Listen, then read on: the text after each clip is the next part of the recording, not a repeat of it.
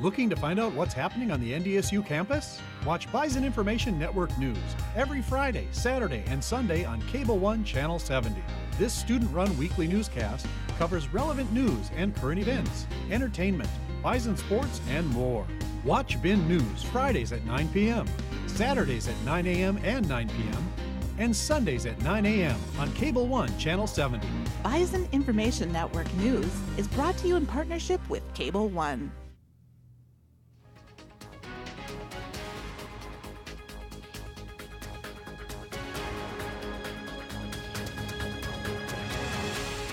Hello and welcome to another edition of X's and O's. I'm Jay Lennander. And I'm Eric Bunnell. And this last weekend, the FCS Playoffs started. They are officially underway. And Eric, we saw a whole bunch of action take place in this first round.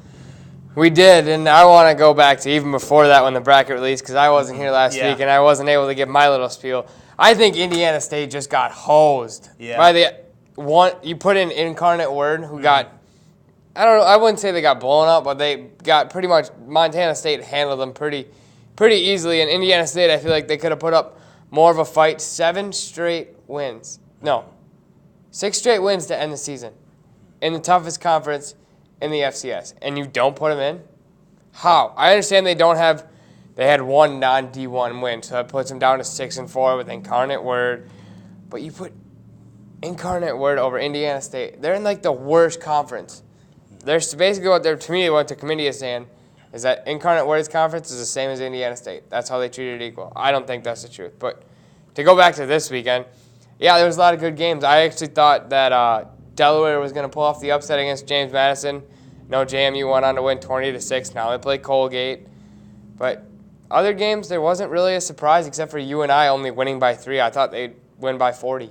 Yeah. Pretty much down the line, we saw mostly suspected outcomes so far. And that brings us into where we stand right now with the Bison having their first game on Saturday and James Madison being one step closer to the potential next game. But first off, we saw Montana State handily beat our Incarnate Word. And now NDSU has a matchup against Montana State in the Fargo Dome this Saturday. What are your initial thoughts on that matchup? Montana State, they're kind of a scary-looking team. I mean, their defense, they can get it going. Their rushing attack, Coach Kleiman mentioned it today and earlier in his press conference that they're going to use multiple different sets. They're going to use 3-back sets. They're going to use a straight line.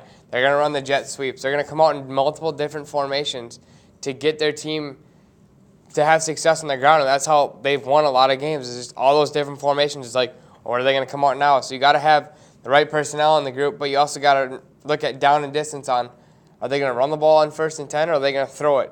Odds are they're probably going to more than likely going to run the ball. It's not the NFL. They're going to run the ball on 1st and 10 and not throw it. But who knows? I mean, I think NDSU wins this game in the first. I think it's over in the first half.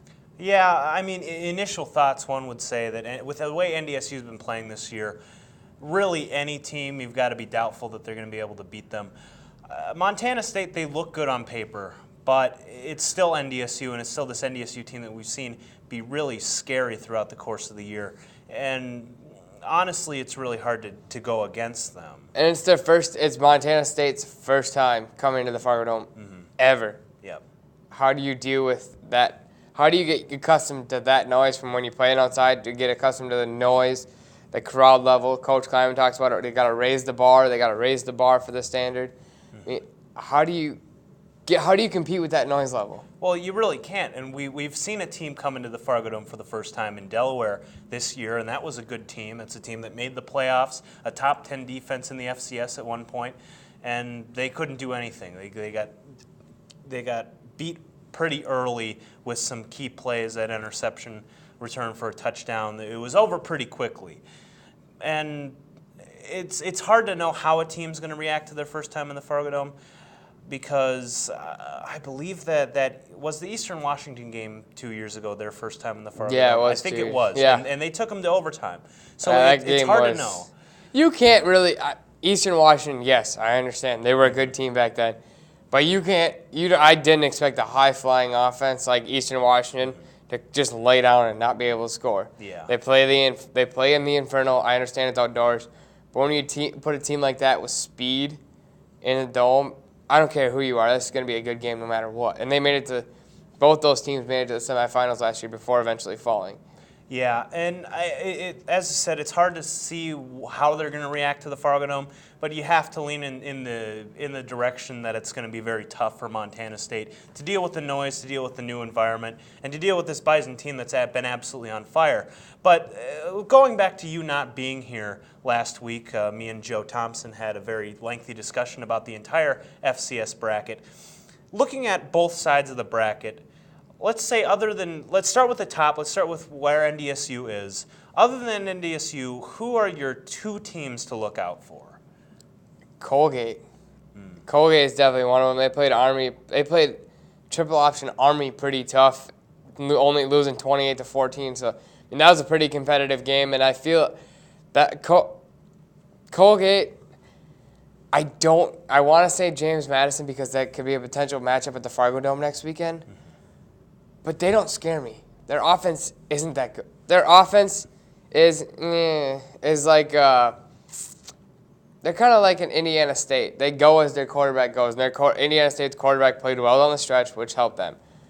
JMU, their quarterbacks, there weren't much there, but that running game is always going to be fearful with Trey Sharp and Marshall. I can't think of his first name at the top of my head. But another team, I would say Kennesaw State. They're a triple option team, and the option's always the hardest to defend. Yeah. And no matter who it is, there are plenty of tough teams in the top of that bracket. You didn't even mention SDSU, who's also in there. SDSU is like 3 and 4 because they got to go down to Georgia to play Kennesaw State, and I feel like that's going to be a tough game. But I think if JMU beats Colgate and no matter the winner of the SDSU Kennesaw State game, it don't matter. If this is the quarterfinals, and if it's NDSU, JMU, SDSU, Kennesaw State, I feel like NDSU is going to get that Friday night game. Hands down. If they don't, then there's something wrong with ESPN because that's going to be the game of the week, and you're not going to want to put it at 11 o'clock on a Saturday morning. Yeah, and then moving down to the other half of the bracket, we had a long time discussing what exactly we were looking at on the bottom side of the bracket last week. But once again, the question, who are some of the teams you're looking out for? And just to preface, the team that we specifically looked at last week was Eastern Washington, who we've mentioned before. Yeah, that's actually a team that I'm almost afraid to play because that offense is so high-flying. Yes, they lost Gage Gubru, their star quarterback, to an injury. His collegiate career is done. But that running back, I don't know who the running back is. I don't want to say Ben DiNucci because I think he plays for JMU, but he's the quarterback for James Madison. But I feel like that Eastern Washington rushing attack has been so dominant, and give them 2 weeks to prepare. That could be like a 45-44 game down in Frisco, and it'd be like, well, who's gonna win? Yeah, that's just the team that scares me. I mean, I can see Maine, who's a 7 seed, getting knocked out right away. I honestly feel like Maine's gonna lose their upcoming game. Yeah, and let's just shift our focus back to NDSU for a little bit because obviously it's kind of our thing. So looking at the playoffs now, we've seen that this is a very experienced team. This is a team with a lot of talent on it, a lot of seniors, the largest senior class in NDSU history. And obviously, the motivation, it's always there. Mm-hmm. They've had this long streak. But do you think that there is any chance of them losing before Frisco? Ooh.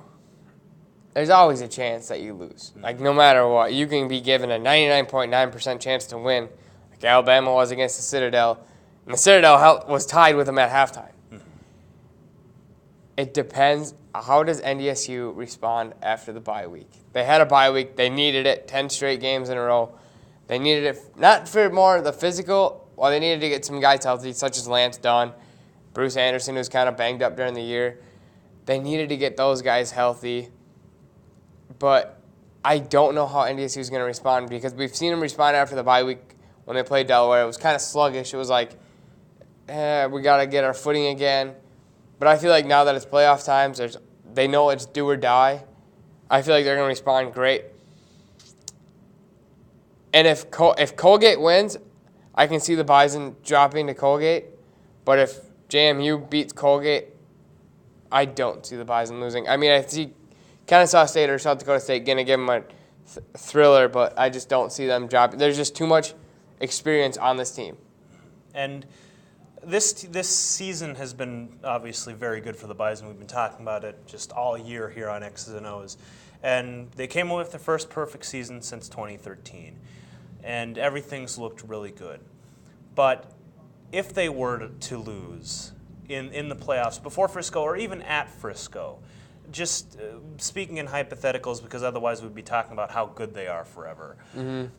If they lose, what do you think that says about sort of not only just them moving forward, but about sort of the legacy of just this team over the past couple of years, potentially also with Easton Stick, obviously being the end of the Easton Stick era in terms of playoff games?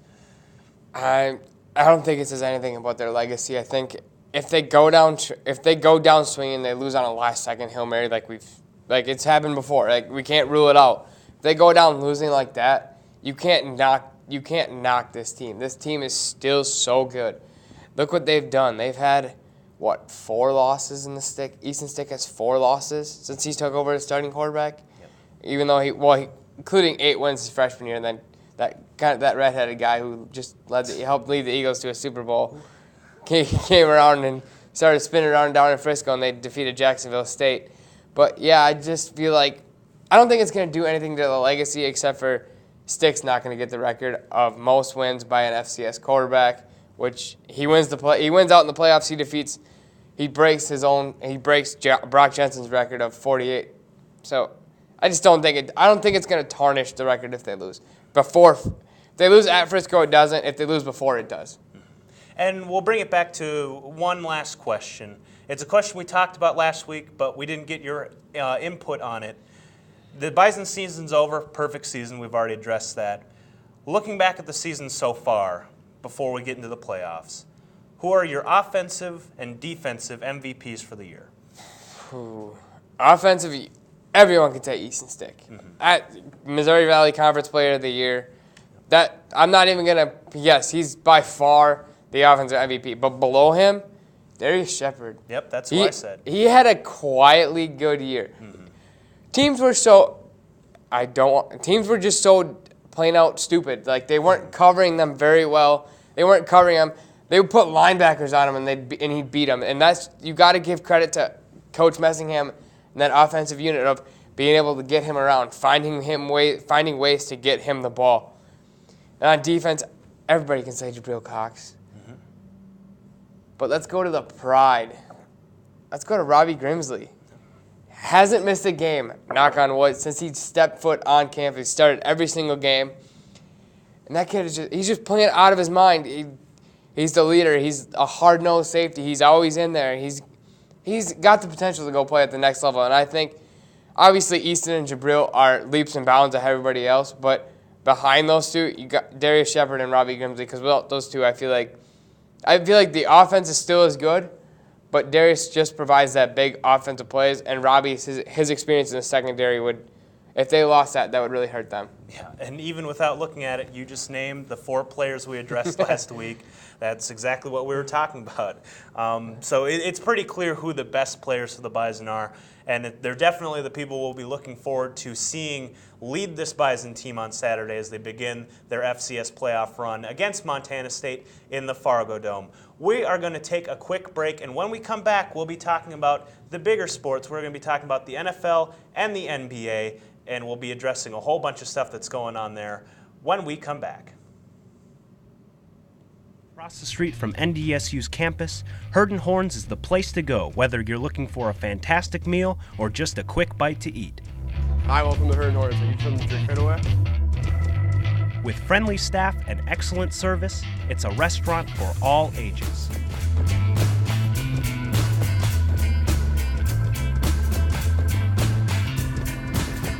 Herd and Horns, your home for great food and Bison sports.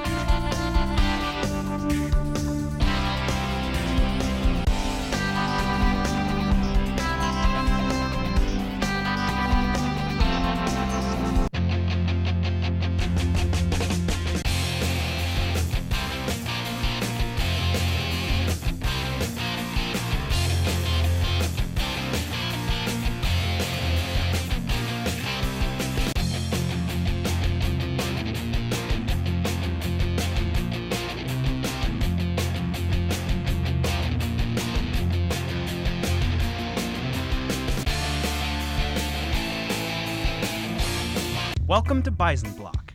If you are an NDSU student, you know it well. It's located right across the street from campus. How would you like to live in the same building as Starbucks, Jimmy John's, and Herd and Horns? Bison Block offers high-quality apartments at a very affordable price.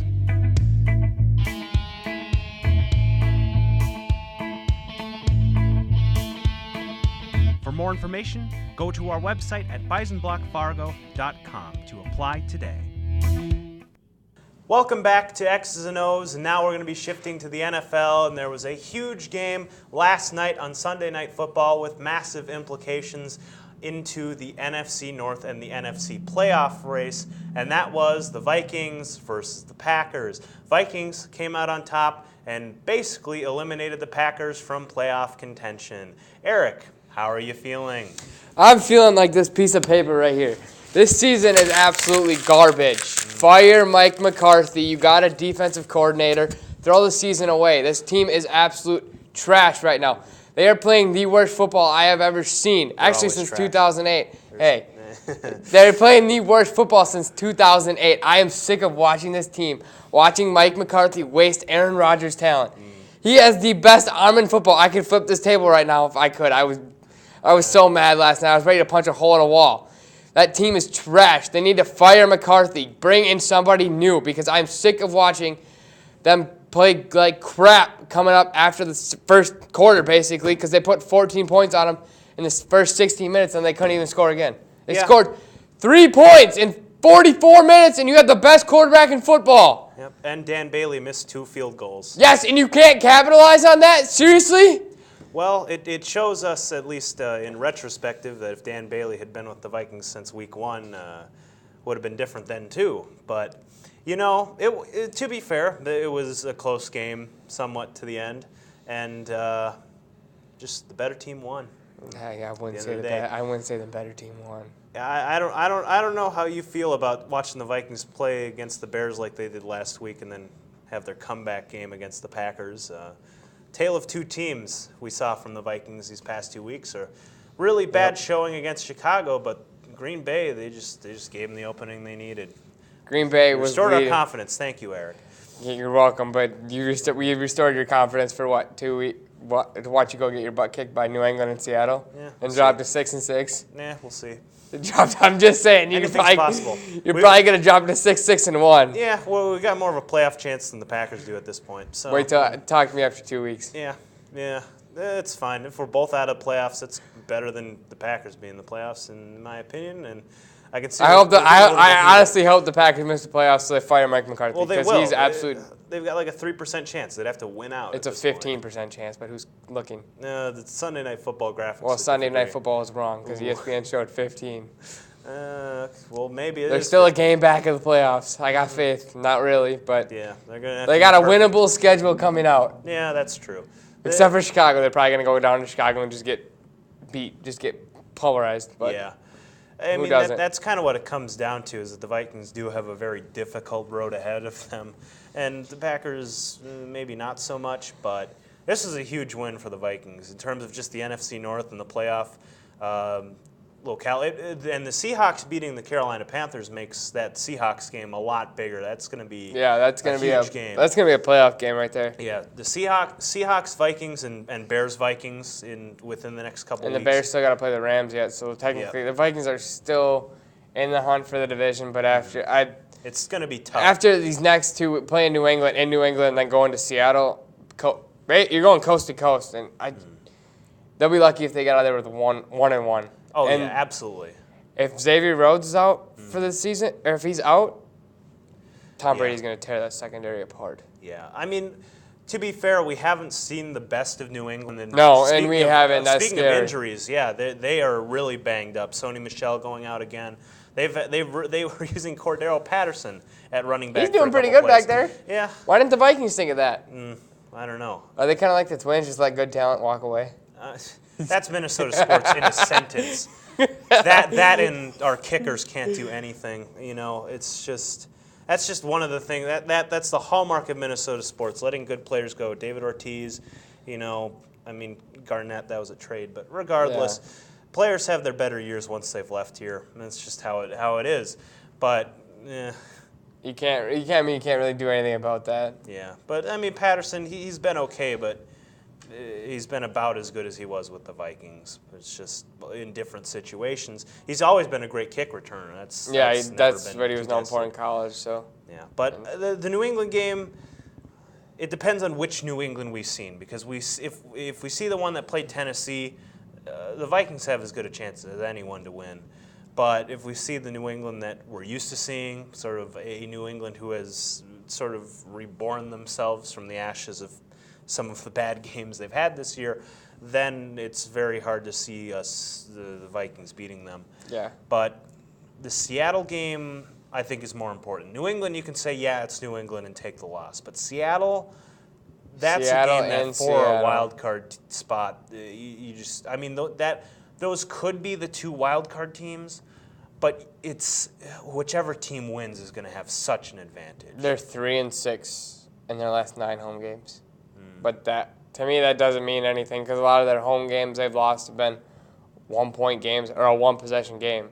But it's a toss-up. Is Xavier Rhodes back? Mm-hmm. Is that offensive line banged up? They got banged up last night.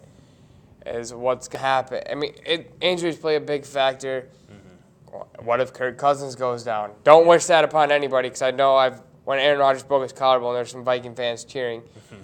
And I had to say this to him: would you rather beat a team? I'll even ask you this: would you rather beat a team when it's at its best and full strength, or playing with the best player?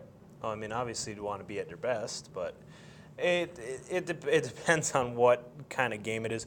Because the biggest problem against playing against a team that's not at their best is that if you lose that game, you're going to feel real bad. Like the Lions on Thursday playing against Chase Daniels, and they still lost. Even with Stafford, they couldn't win. But the Bears still have the defense. Yeah, but it's still. It shows you what showed me about the Bears is that you can plug and play any quarterback into that system and they'll be good, because it's just a one-read game. If you don't like it, you throw it away. The Bears, their defense is what's carrying them. And yes, defense wins championships and all this hoopla, but you need somewhat of an average offense to go places, and the Bears do have the pieces for that. But they do. Honestly, I think if the Bears the Bears are probably in the playoffs. Mm-hmm. The Rams and Saints have already locked up their spots. Like, they can lose and it's over. Like, it doesn't matter. But the Bears I think they're going to get knocked out first round. I mean, they just don't have the experience of playing in big games like in the playoffs. Yeah. They're welcoming the Rams to town in 2 weeks. That'll be telling, at least, to say. That'll be like, okay, which Los Angeles team is going to show up? Mm-hmm. Is the Bears going to be good, or are they going to be bad? Yeah. Well, we've talked about the NFL plenty. Let's shift modes over to the NBA. And obviously, it's still very early in the season, whereas the NFL season's kind of wrapping up. But the NBA, they're about 20 games in, and things are starting to get a little interesting. We've seen Golden State start losing some games in the West, and we've seen Toronto continue to be incredibly potent on both sides of the ball. And Eric, do you want to talk about the Bucks quick, because they're definitely in it right now? The Bucks. At least I'm going to say this one thing. At least right now, Wisconsin fans, and I speak for a lot of basically probably all Wisconsin fans, at least we have the Bucks. That's the one time we probably will only be able to say that. Unless somehow Rodgers runs the table, but I could, but I don't see it happening. But they're playing at such a high level. They're sharing the basketball very well. They're kind of doing everything right. And I feel like the new coach, Mike Budenholzer, I feel like he's playing the right guys at the right time, and he's pushing the right buttons at the right time. Where Jason Kidd last year, he didn't push the right buttons at the right time. Like, players would just be like, okay, we're not going to play hard. Where now you got a new coach, you're wanting to play harder for him, you're wanting to keep him around, you got a new arena. The Bucks are a scary team. Mm-hmm. They beat Toronto without Giannis, and Toronto didn't even have Kawhi. Mm-hmm. I want to see those two teams when they're at full strength. Yeah, that'll be big. That's going to be the one seed. I think the Celtics are going to falter. Yeah, the Celtics haven't looked as strong as last year, or as they think. And getting Gordon Hayward back, you wouldn't think you would think getting Gordon Hayward back, they'd be leaps and bounds above everybody. But that's not even the case. What are they, like the 3 or 4 seed? Maybe not even. It's somewhere around there. They might even be like the 5th at this point. I'm not sure. I know they dropped out of the top 10 in the power rankings. I saw that as 2 teams from the East, and Toronto and Milwaukee are 1-2 ahead of Golden State? Probably. But I don't know. But I want to ask you this one thing. Mm-hmm. How did the Cavaliers, who are the worst team in the NBA, beat the Houston Rockets? Well, it came off the back of one player, and that's Colin Sexton, their rookie, the player they got for Kyrie Irving. He had a game. He had himself a game. He scored 29 points. And they beat the Sixers. Yeah, and without Kevin Love. At Philadelphia. Without Kevin Love, without J.R. Smith, they were hurt, they were banged up, and they still somehow beat the Rockets. Give Larry Drew a raise, I guess. I don't know. Lock him up. I have no idea. But that's the NBA for you. Yeah, any team can be beaten on it. You get a hot shooting night and you're done. Cleveland's not going to be very good this year. No, Cleveland's going to be terrible. This isn't some major turnaround for Cleveland, but they still beat that. They won that game fair and square. That's just how it is. And sometimes you do have those games, but it's probably more telling of Houston than it is of Cleveland that they ended up losing that game. Is that Houston struggled all year. They're not the team from last year. Even though it's just a couple of pieces that have turned around, they just don't look the same. Obviously, Harden and Paul are 1 year older, and the whole Carmelo thing happened. Yeah. And he's not even on a team anymore, is he, Carmelo? No, he's not. He hasn't really gone anywhere. I don't know if he's with them. I don't know what's going on with Carmelo. I know he got released. That's all I know. But all of the big teams from last year and the year before that, they're starting to fall apart a little bit. Like Golden State, Boston, Houston. Those are the 3 biggest teams last year. All of them have had really rough stretches here. And the Lakers they're only okay, even with they're LeBron. Okay, even with LeBron. Give it early season kinks. You kind of got to expect a little early learning curve to play with LeBron because all those players aren't used to. They're not used to playing together even in the preseason. But I just don't know. Right now, the basketball is wide open. I feel like maybe come February we'll have a more clear picture. Even in January, when you sit down and talk about all of this, because I'll be graduated, I'll be gone. But yeah, I think January is when we're gonna really find out the clearer picture. Yeah, everything is really up in the air. All these teams are kind of even. It's really hard to feel anything out other than that Toronto and Milwaukee and to an extent Philadelphia are really good, which is funny because normally we wouldn't think of the East as being the East is the best. The East is better than the West right now. Yeah, they're top heavy, but those teams at the top they're pretty darn good, and they are with Jimmy Butler being added to Philadelphia. I know when I watched the Bucks Warriors game on TNT a few weeks, I believe it was 2 or 3 weeks ago, that a lot of people are saying this could be an NBA Finals preview. It could be. It could be. I hope the Bucks make it, but I think you got to give it another year for the Bucks. I think they're going to finally get past that first round, but I just don't know. Well, then quickly before we go, we'll both make this prediction. Just random. Who's your NBA Finals right now, if not Milwaukee Golden State? Bucks Rockets. Yeah. I think for me, it's got to be... No, I'm going to change. It's tough. Okay, I'm going to change mine. Bucks Lakers. LeBron's going to get to the finals. Oh, no. Oh. Maybe if they make some kind of midseason trade, they need that free agency period. They need to find. They need Carmelo. They need someone else. After you make your pick, we got one more prediction. All right, my prediction: I'll say Toronto in the East, and then in the West, I'll say Golden State makes it. They'll have a rebound. NDSU taking on the number 1 team in the nation. Oh, the spread's 30 points. The over/under on 30. Yeah, This is not a gambling show. This is just a simple prediction of what we think. And last time these 2 teams met, NDSU beat them by 10 in the NCAA tournament. They're basically playing with house money, but they've been on the road so much. But That's a tough one. We're not even going to answer that one. I'll say this. I say the Bison keep it close. Gonzaga wins going away. I'm going to say Gonzaga wins as well. I think that's a pretty safe prediction. But we'll be back next week, potentially with the results of that game. It's going to be pretty crazy. But we'll be back with all sorts of more coverage on the FCS tournament and everything else going on in the world of sports. I'm Jay Lennander. And I'm Eric Bunnell. And we'll see you next week.